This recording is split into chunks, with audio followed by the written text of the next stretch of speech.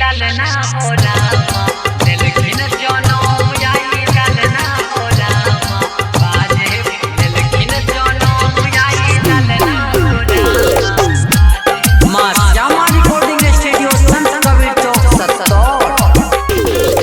भैया घर जन्मे ललनवा हो रामा बाजे बधैया ना भैया घर जन्मे ललनवा हो रामा बाजे बधैया ना बाजे बधैया हो बाजे बधैया बाजे बधैया हो बाजे बधैया ललखिन जनम आई ललना हो रामा बाजे बधैया ना ललखिन जनम आई ललना हो रामा बाजे बधैया ना भैया घर जन्मे ललनवा हो रामा ललखिन जनम आई ललना हो रामा ललखिन जनम आई ललना हो रामा बाजे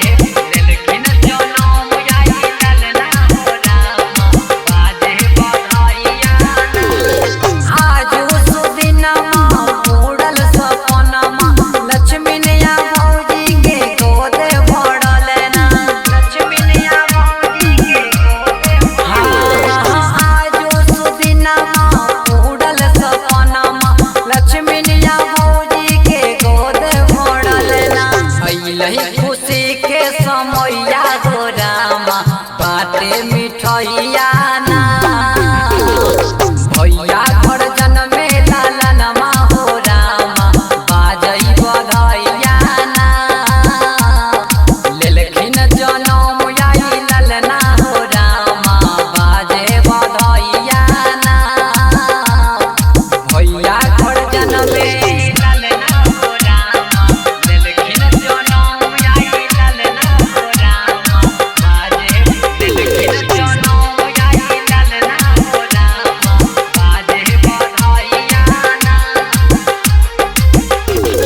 सासु सोहागिन कंगनवा लुटावे बौआ के दादा रुपैया उड़ावे बौआ के दादा रुपैया उड़ावे सासु सोहागिन कंगनवा लुटावे बौआ के दादा रुपैया उड़ावे रूप देव रमन सड़वन मिलके गावे बधैया ना भैया घर ललखिन जनमवा हो ललना बाजे बधैया ना ललखिन जनम आई ललना हो रामा बाजे बधैया ना भैया घर ललखिन जनमवा हो ललना। मां श्यामा रिकॉर्डिंग स्टूडियो संत कबीर चौक सत्तौर।